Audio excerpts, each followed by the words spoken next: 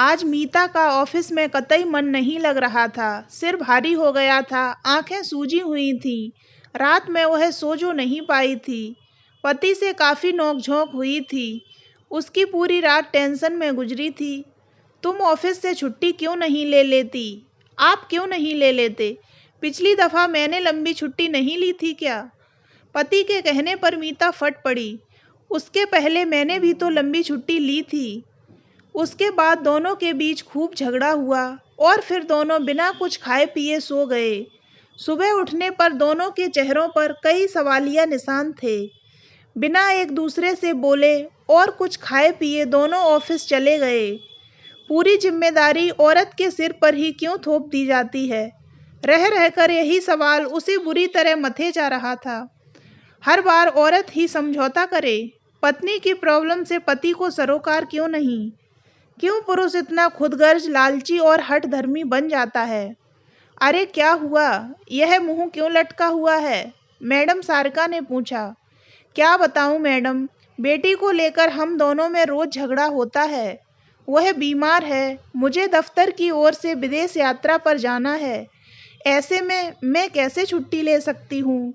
पति मेरी कोई मदद नहीं करते, उल्टे गृहिणी बनने की सलाह देकर मेरा मूड और खराब कर देते हैं। बेटी को क्या हुआ है? उसने हंसना खेलना छोड़ दिया है, हमेशा उन्नीदी सी रहती है। रह रहकर दांत किटकिटाती है और हर समय शून्य में निहारती रहती है। किसी चाइल्ड स्पेशलिस्ट को दिखाओ। मैडम सारिका घबरा कर बोली। मैं छुट्टी नहीं ले सकती, मेरी टेबल पर बहुत काम पड़ा है। उसकी तुम टेंशन मत लो, मैं सब संभाल लूंगी। तुम बेटी को किसी अच्छे डॉक्टर को दिखाओ। मीता को यह जानकर अच्छा लगा कि पति ने भी अगले दिन की छुट्टी ले ली है। अगली सुबह आया की राह देखी। उसके न आने पर पड़ोसिन को घर की चाबी देकर वे दोनों डॉक्टर के पास रवाना हो गए। डिस्पेंसरी में बहुत भीड़ थी। प्राइवेट डिस्पेंसरी में भी सरकारी अस्पतालों जैसी भीड़ देखकर मीता दंग रह गई। उसे अपना नंबर आना नामुमकिन सा लगने लगा, क्योंकि शनिवार होने के कारण डिस्पेंसरी 1 बजे बंद हो जानी थी। मीता को आज पता चला कि छुट्टी की कितनी अहमियत है। सरकारी और प्राइवेट ऑफिसों में कितना अंतर है। प्राइवेट ऑफिस सैलरी तो अच्छी देते हैं, पर खून चूस लेते हैं। जरा भी आज़ादी नहीं, कितना मन मारकर काम करना पड़ता है। इंसान मशीन बन जाता है, अपनी आज़ादी पर ग्रहण लग जाता है। इस बीच पड़ोसिन का फ़ोन आया कि आया अभी तक नहीं आई है। पता नहीं क्या हो गया था उसे, जो बिना बताए छुट्टी कर गई।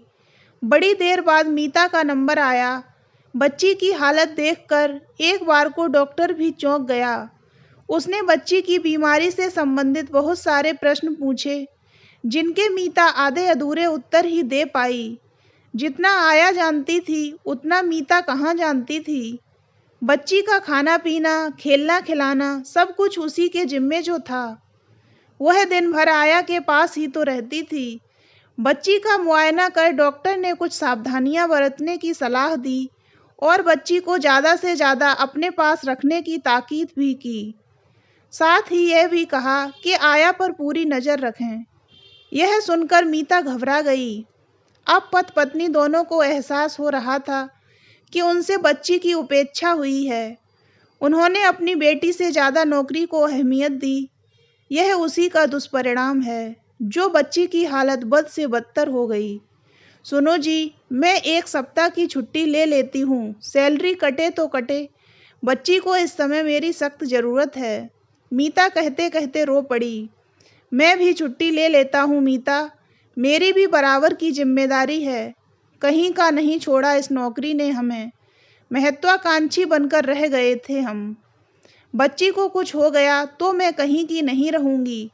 विदेश जाने की धुन ने मुझे एक तरह से अंधा बना दिया था। मीता अपने पति के कंधे पर सिर रखकर रोने लगी। बच्ची की आंखें थोड़ी खुलती फिर बंद हो जाती। वह अपनी अधखुली आंखों से शून्य में निहारती। अपनी माँ को अर्ध बेहोशी में देखते रहने का वह पूरा प्रयत्न करती। बेटी आंखें खोल, अपनी मम्मा से बातें कर। देख तो तेरी मम्मा कितनी दुखी हो रही है। अब तुझे कभी आया के पास नहीं छोड़ेगी तेरी मम्मा। जरा तो देख। कहते कहते मीता का कंठ पूरी तरह अवरुद्ध हो गया। रोते बिलखते कब उसकी आंख लग गई उसे पता ही नहीं चला। दरवाजे पर आहट से वह जागी। दरवाजा खोला तो सामने पति हाथ में लिफाफा लिए खड़े थे।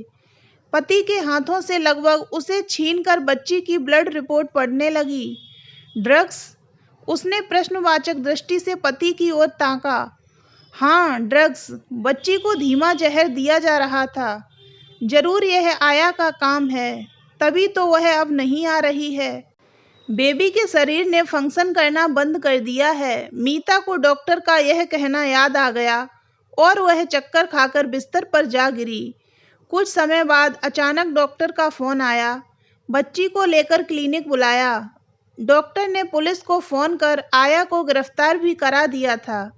पुलिस आया को लेकर क्लिनिक आ गई थी। उनके वहां पहुंचने पर आया उनसे मुंह छुपाने का प्रयास करने लगी।